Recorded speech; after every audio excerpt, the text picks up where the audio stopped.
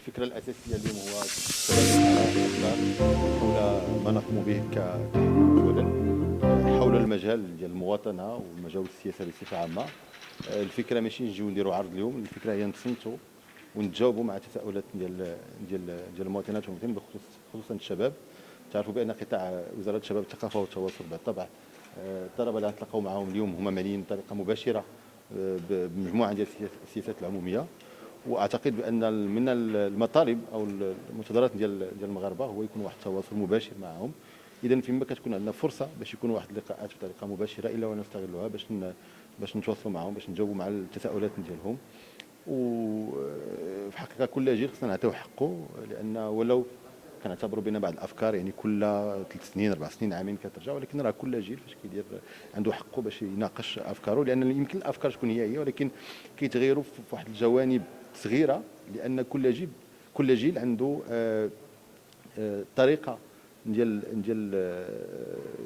الرؤيه ديالو حول المجال السياسي والمجال ديال المواطنه، يعني مرتبطه بالتغيرات اليوميه اللي كنعيشوها، حتى تطور ديال التكنولوجيات. يعني التواصل اليوم في المجال السياسي والمواطنه ماشي هو اللي كان في التسعينات، لانه ما كانوش هذه الاليات اللي كاينين اليوم، فكاين هناك تغيرات وخص لا بد ان الفاعل السياسي والحكومه يعني خاصه انها تفتح هذه الابواب وهذه الاوراش مع الشباب. Parce qu'effectivement, il faut penser à la vie étudiante dans tous ces aspects, notamment les aspects sportifs, les aspects occupation.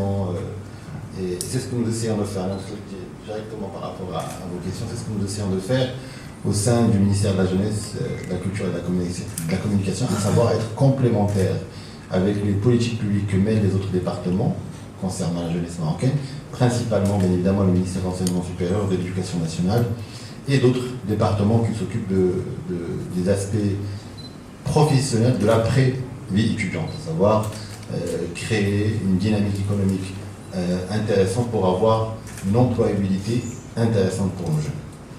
Et quand on parle de citoyenneté et de jeunesse, la réalité c'est qu'on le veuille ou non, notre département principalement, mais les politiques de manière générale, ont un rôle, une obligation d'accompagner le jeune quand il passe de la phase de 17 ans à 18 ans, c'est-à-dire quand il devient majeur, et tout simplement il passe d'un état où il était dépendant, la responsabilité incombée à la famille, aux parents, où il devient responsable devant le droit. Donc cette responsabilité, cette citoyenneté acquise amène des droits et des devoirs. Et notre rôle, je pense, au sein du ministère, je parle un peu du ministère, je parle de politique de manière plus générale. Notre rôle au sein du ministère, c'est justement d'essayer d'accompagner cette jeunesse-là pour leur expliquer que cette responsabilité, elle est complexe. Elle est complexe à différents niveaux.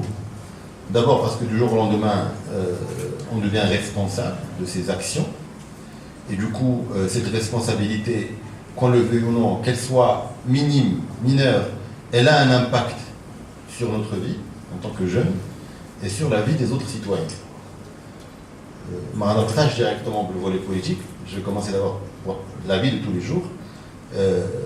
Ces droits qui vous sont donnés impliquent aussi des devoirs. Vous me direz, les droits diffèrent. On va essayer de parler sans langue de bois. Donc, les droits pour les jeunes aujourd'hui à Rabat ne sont pas les mêmes que ceux qui vivent dans d'autres contrées au royaume du Maroc. À Rabat, nous sommes la capitale du royaume, donc nous avons le tramway, nous avons le bus, nous avons la possibilité d'avoir différents choix pour les universités, nous avons des maisons de culture, des théâtres, etc. C'est-à-dire que, alhamdoulilah, Rabat s'est développé pour donner pas mal de droits à ces jeunes citoyens. Le jeune citoyen, qui vient d'une ville un peu plus excentrée que le royaume, verra la différence. Donc la première question qui se pose, est-ce que j'ai les mêmes droits que l'autre jeune? Et là rentrent en vigueur des politiques publiques pour essayer de faire diminuer les problématiques que nous vivons entre les différentes régions du royaume. Pour que chaque jeune ressent que l'ascenseur social, d'abord il existe au Maroc, il est réel, et qu'à partir du moment où on s'accroche à nos droits, peu importe le niveau de ces droits-là, on peut réussir dans notre pays. et vient par la suite sa relation avec la citoyenneté. Parce que c'est quoi la citoyenneté au final? Est-ce qu'on peut donner une définition à la citoyenneté? La citoyenneté, c'est d'être un citoyen, entre guillemets, modèle, à savoir réclamer ce droit, arracher parfois ce droit pour certains d'entre eux. Il y a un débat aujourd'hui, par exemple, la médecine par rapport aux étudiants, où il y a un débat entre la politique publique menée et les étudiants qui ont un autre avis. Et donc c'est un débat, c'est les droits qui s'arrachent. Nous, on voit, voilà notre vision, voilà la vision du département concerné, et de toute manière, ça amènera à une solution. Parce que la politique, par définition, c'est des frictions. Parfois, il y a une réforme qui se met en place, et les profs ne sont pas d'accord, les étudiants sont d'accord, ou le contraire, etc. Et on arrive par la suite à un consensus dans l'intérêt de tous et dans l'intérêt surtout de l'État. Et des citoyens, bien évidemment, quand je parle de l'État. Et donc, le jeune avec sa citoyenneté donc, est appelé aussi à respecter ses devoirs. Et parmi ces devoirs-là, c'est l'engagement envers son pays. Quand je dis l'engagement, c'est à chacun de choisir l'engagement. Je ne suis pas en train d'essayer de vendre un engagement politique ou la partisan. C'est un engagement envers son pays. Certains vont voir cet engagement dans leur carrière professionnelle. Donc ils vont se dire, bon, moi, je vais me battre pour réussir ma carrière professionnelle parce que je veux créer une entreprise, une start-up ou autre. Et à travers mon engagement, je vais créer des emplois, je vais réussir à engager 2, 3, 4, 5 personnes. Et voilà ma réponse à mon engagement, à mes devoirs envers la société. D'autres verront cet engagement-là dans l'associatif, dans le bénévolat. Ils vont essayer de soutenir des causes qu'ils considèrent vraiment proches de leur sensibilité. Et tant mieux. D'autres encore vont se dire, bon, moi j'ai envie de m'intéresser à la politique. Parfois on s'intéresse à la politique uniquement en allant voter. Qu'on le veuille ou non, la politique a un impact sur la vie, sur notre vie à nous tous. Soit là il y a la solution de la facilité, qu'on l'on crée, il va rien les politiques, et c'est une tendance qui est non pas nationale mais internationale quand on voit le taux d'abstention qu'il y a dans le monde. Et pourtant, qu'il y ait 70% de Marocains qui votent, 30% de Marocains qui votent, il y a des élections, il y a un gouvernement, il y a des parlementaires, et il y a surtout, par la suite, des politiques publiques qui impactent sur nos vies. Donc, vu qu'il y a tous, vu que la résultante elle est là, qu'il y aura des politiques publiques qui impactent sur nos vies, moi je me dis la moindre des choses, vu qu'on a la possibilité de voter, c'est d'exprimer ce choix-là. Au moins, je l'ai exprimé, et au moins je vais essayer d'aller vers quelque chose qui me ressemble le plus.